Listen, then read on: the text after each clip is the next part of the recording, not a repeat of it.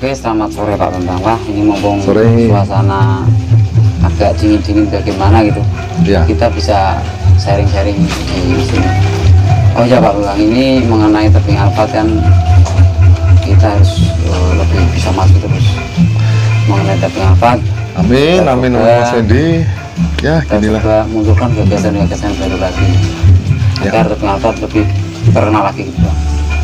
Oh gini Pak, saya betul. ke depan setelah kolam ini Pak, saya pengen membuat wahana baru, yaitu kolam yang sempat kita buat pemanjaan itu kan terhenti Pak. Coba kita mulai kita rehab kembali dan kita coba buat wahana malam. Betul. Dan semacam nanti ada kayak gazebo. Kita bukan kafe ya Pak, kita anggap aja kita membuat kedai Alphard apa gitu. Nanti kita kasih semacam kesenian kayak orden gitu. Ya. Kalau Jilang gimana Pak? Cocok sekali itu. Karena kalau kita ngelihat pelebarannya atau pembuatan wahana yang baru kolam renang ini sudah jadi, Mas Fendi. Ini kan kita tinggal mulai saja itu. Ya. Berikut kalau kita lihat analisa pengunjung setelah ada kolam yang kedua, itu lihat dari follower Facebook itu berapa likes-nya, ribuan itu. Kemudian kita lihat lagi analisa ya, ketika tiket, ketika pengunjung, terus kemudian dari Nunseu antusias atau animo masyarakat, khususnya masyarakat Desa Kalongan, kemudian masyarakat umum kita bandingkan. Sekarang 25% yang ada di sini, 75% yang di luar. Iya betul. Maka ini kita kan sesuai dengan rencana plan hub kita kemarin. Bener, idenya sampean juga bener. Yang di atas pancingan itu kalau kita lihat potensinya kurang ya. Kemudian ya itu kan udah diasatkan kan. Wah, cakep sekali. Dibuat saung besar di sana. Kemudian yang sebelah kiri itu Mas Fendi. Nah, coba lihat tuh.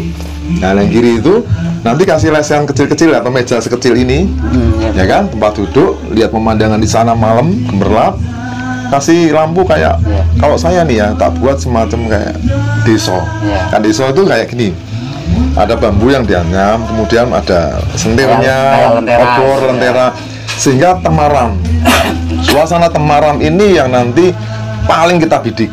Kenapa? Coba kita lihat kan kita tidak bisa ya mencari inspirasi sendirian.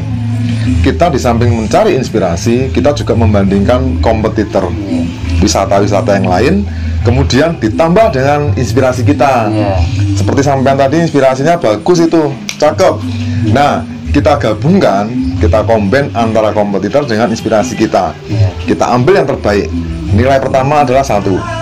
Kalau menurut saya nih Mas, karena pemandangannya bagus, ini suasana malam, temaramnya, ya temaramnya itu kita ambil, kemudian di sana nanti bener sampean kasih panggung yang sebelah ujung sana, sebelah ujung sana ujung.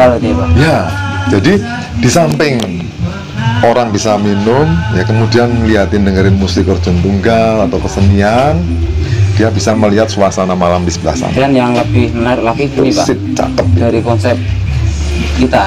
Sebenarnya saya memanfaatkan suasana saja. Dari konsep itu saya cenderung ke remaja kampung sini Pak. Itu sebenarnya kalau malam tuh banyak orang yang nggak tidur Pak. Mereka asik main game tapi nggak punya tempat Pak. Nah dari suasana semacam itu Pak, kita manfaatkan. Coba kita gali. Setelah itu nanti mereka supaya menempati tempat kita. Ya cocok. Cocok Mas Fendi. Jadi gini, kita melihat potensi ya, potensi apa nih yang di masyarakat sekitar dulu nih, bener. Yaitu apa? Tempat kita belum ada wifi. Kita yang pionir memasang wifi, ya kan? Satu, wifi itu kegunaannya tidak hanya ngegame, tapi anak-anak sekolah yang di sini nggak perlu jauh-jauh ke sana, Ungaran atau gimana, wah nggak usah jauh-jauh, dia cukup di sini.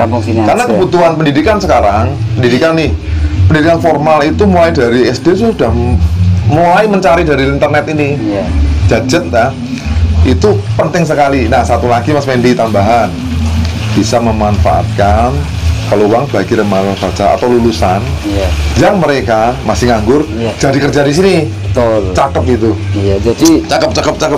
Di sini selain bermain ya Pak, mereka juga dapat istilah penghasilan juga, bukan sekedar main. Dan itu Pak, saya juga rencana kolam itu nanti saya kasih air. Akan saya coba belikan sebuah perahu untuk anak-anak. Jadi ketika orang tua berkumpul-kumpul di sini mau nongkrong melihat suasana Semarang kan, supaya ngajak anaknya, enggak istilahnya ngajak cuman orang tuanya saja, tapi anak harus diajak. Nanti kita buatkan wahana untuk anak. Keren. Ada semacam perahu kan. Keren. Yang kita perlu perhatikan satu lagi Mas, itu yang terpenting adalah nanti tetap kita melihat jam tutupnya ya, jam bukanya jam berapa, atau setelah ini wahana ini selesai jam 5 kan tutup tuh, mulailah wahana itu dibuka ya kan. Oh ya, ada yang terlupa Mas Fendi, kan kita mau eksplor yang sebelah sana ya, untuk suasana malam. Yang ketinggalan satu, saya punya foto yang terbaik ini, nah tak tunjukin ya panjenengan ya, luar biasa ini. Wah, bentar, saya benar-benar nggak nyangka Mas Fendi. Jadi saya akan jual yang namanya, kalau matahari tenggelam itu sunset ya, kalau terbit kan sunset, sunrise. Nah ini lihat, luar biasa nih, dilihat nih. Nah, tidak nyangka bahwa di tempat sebelah timur ya, barat ya, barat itu dilihat seperti ini. Wah, ini kita ini pengunjung loh ini. Ini yang saya ambil dengan HP kayak gini ini sebagus kayak gini. Coba akhir kalau kamera yang bagus. Nah ini Mas. Oke, Pak. Saya itu sebentar, ini saya ingin jadi tahu lagu Senja di Kaimana. Nah ini Senja di Kaimana sebenarnya apa? Ini nanti kita eksplor nih suasana senja ini ke Facebook, ke media sosial macam-macam. Pasti pengunjung akan sore hari membludak ini. Tapi ini nanti sounding nanti gambar ini. Oke gini Pak, itu berarti saya setuju, sangat setuju sekali. Karena batasan jam kunjungan wisata kita kan sampai jam 5 Pak. Tapi untuk supaya berkelanjutan Alphard tetap aktif ya Pak. Jadi mulai jam 5 Alphard tutup, kembali kita buka yang wahana ini. Kan itu. Jadi berkelanjutan untuk pengunjungnya. Jadi mungkin dari jam 5 sore sampai jam 11 malam. Karena lokasi wisata ini berbagai religi dan tujuannya untuk amal. Mungkin kita tetap sesuai jam harus dipatuhi. Ya betul Mas Fendi, ini baru menurut aku ya, ini baru rencana, bukan rencana besar, rencana kecil ini. Kenapa? Loh, kok Om Bem ini kok rencana kecil? Ya masih kecil, karena mimpi kita wisata ini menjadi besar, ya kan? Belum lagi kita buat plan book nanti. Siap, kita buat plan book, plan kerja, step by step. Setelah selesai, kemudian yang wisata malam itu selesai, satu lagi yang terakhir gongnya nanti wisata edukasi. Kalau itu sudah saya siapkan Pak. Itu nanti kita pakai. Kemarin saya sudah coba koordinasi sama Karang-Karang Kalongan untuk menjadi sebuah tim edukasinya Pak. Dari keseniannya sudah siap. Nanti dari bagian marketingnya kita sudah punya. Nanti kita tinggal koordinasi lagi.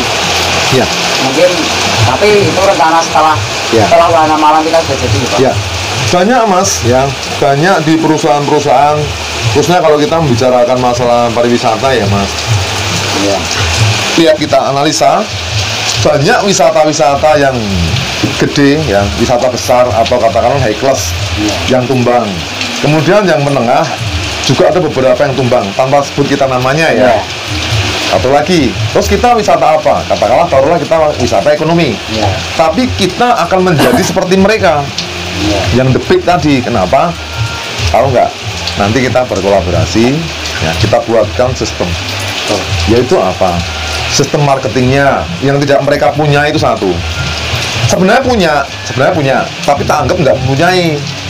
Kalau sebuah konsep marketing itu dipelajari benar, caranya, strateginya, kemudian kompetitor itu dipelajari benar, kita nggak akan pernah tumbang. Satu lagi, yang terpenting di sini adalah kenapa kita bisa berkembang dari wisata kecil, wisata desa, wisata kampungan, sekarang kita menuju wisata menengah ya kan. Bahkan mimpi kita menjadi the big wisata, Iya. ya kan? Iya. Itu karena satu yang kita terapkan sudah benar. Apa itu? Servis. Iya. Mulai dari tiket, kamu percaya nggak? Sampai lihat tuh, briefing kita masuk, mulai dari tiket, ya kan?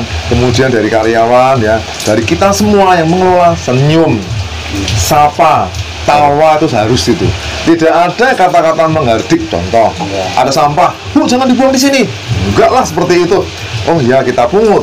Tapi kan saya kasih contoh, dibuang tempat sampahnya. Kemudian, Pak biasanya mana? Nggak ada sono, nggak ada kata-kata seperti itu.